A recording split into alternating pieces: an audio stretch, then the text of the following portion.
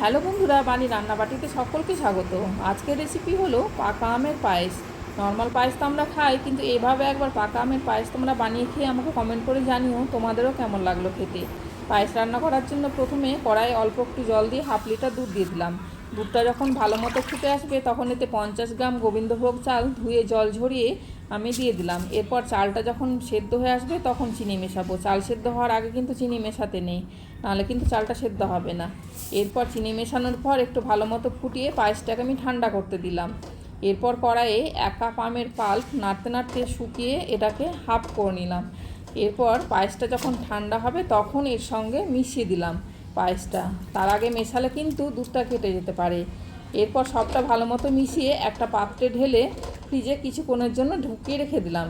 Fridge থেকে বের করে নিজেদের পছন্দ অনুযায়ী ড্রাই ফ্রুটস সাজিয়ে এনজয় করো এরকম পাকা আমের পায়েস। চলো টাটা।